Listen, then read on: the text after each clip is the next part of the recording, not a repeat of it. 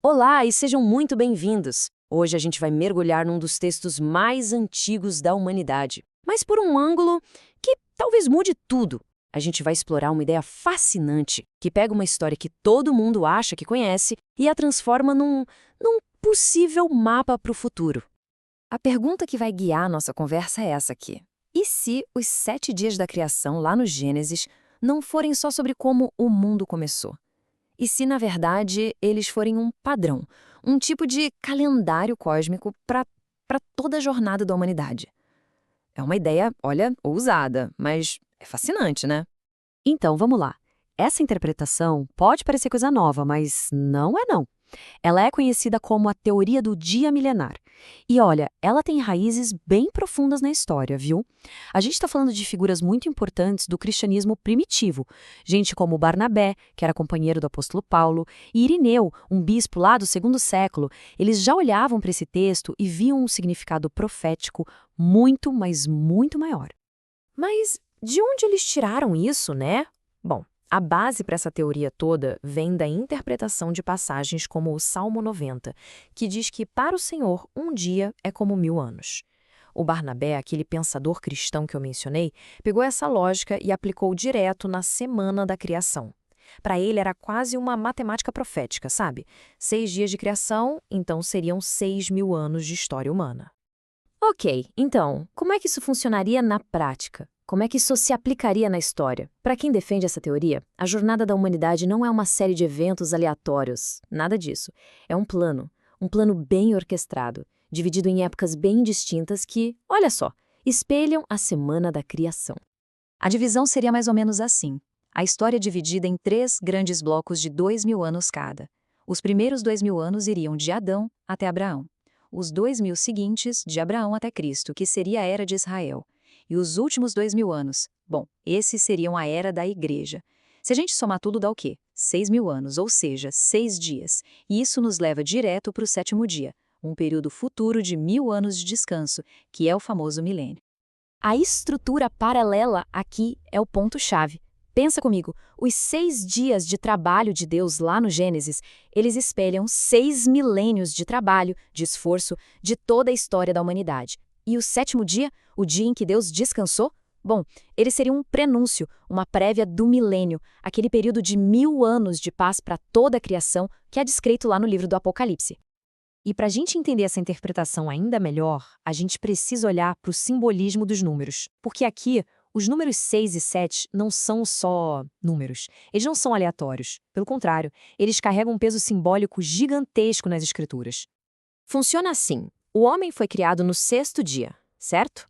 E o número 6, ele sempre aparece ligado à humanidade. E muitas vezes num contexto de imperfeição, de trabalho, até de rebelião. É só pensar no famoso 666, o número da besta. Agora, em contraste total, a gente tem o número 7. O 7 é o número da perfeição, da completude divina. 6 dias de trabalho, mais o 7º dia de descanso, pronto, perfeito. É o número da aliança. Existe até uma ideia de que o 6, que é o homem, só se torna completo com o 1, que é Deus, somando 7. E é exatamente aqui, que a gente chega no ponto crucial de toda essa conversa. Sabe, essa teoria toda, esse calendário cósmico incrível, tudo isso depende da interpretação de uma única palavrinha. Porque, se um dia para Deus pode ser 1000 anos, a pergunta que não quer calar é: o que exatamente significa a palavra dia lá no texto do Gênesis? Pois é, esse debate não é de hoje, não. A discussão sobre o que significa a palavra hebraica para dia é super antiga, super complexa e tem estudiosos importantíssimos dos dois lados da discussão. É basicamente o pilar que ou sustenta ou derruba um monte de interpretações da criação. A palavra em questão é Yom. E o grande desafio é que, dependendo do contexto em que ela está inserida, Yom pode significar todas essas coisas. Pode ser um dia literal, de 24 horas, pode ser só o período de luz, o dia em oposição à noite, ou pode ser usado de um jeito figurado, sabe? Como quando a gente fala, no dia do meu avô, se referindo a uma era inteira. Então a grande pergunta é, qual desses é o significado correto lá em Gênesis 1? Vamos olhar os argumentos então. Quem defende que os dias foram, na verdade, longas eras, aponta para várias pistas dentro do próprio texto. Por exemplo, uma bem forte. O sétimo dia nunca termina com aquela famosa frase ouve tarde de manhã. E a carta aos Hebreus, lá no Novo Testamento, até sugere que esse descanso de Deus ainda está rolando. E tem mais, lá em Gênesis 2, versículo 4, o texto resume a semana inteira da criação como no dia em que o Senhor Deus fez a terra e os céus, usando a palavra dia no singular para falar do processo todo. Ok, mas por outro lado, o argumento para dias literais de 24 horas também é bem forte. Aquela repetição da frase ouve tarde e manhã para cada um dos 6 primeiros dias, poxa, parece que está delimitando um ciclo bem claro, né? E tem outro ponto. Quando a palavra yom é usada com um número, tipo dia 1º, dia 2º, em outras partes da Bíblia, é quase sempre para falar de um dia literal. E claro, o mandamento do sábado, lá em Êxodo, parece fazer uma comparação bem direta. Trabalhe 6 dias e descanse no 7º, exatamente como Deus fez. E aí, como é que a gente fica? A verdade é que a gente está bem no meio de um mistério textual. Existem evidências fortes dentro do próprio texto para os dois lados. Não é uma questão simples de é literal ou é figurado. É uma questão muito mais complexa sobre qual pista textual a gente deve dar mais peso.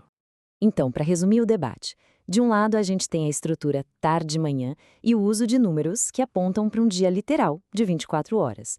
Do outro lado, a gente tem o 7º dia que parece não ter fim e o uso da palavra dia no singular para falar da criação inteira, o que sugere uma era bem longa. O mais interessante é que as duas interpretações se baseiam no mesmo texto. Essa citação de um teólogo muito respeitado, o R.C. Sproul, é muito reveladora. Ela lembra a gente que, diante de um texto tão complexo, admitir que não se sabe não é falta de fé. Pelo contrário, é humildade intelectual.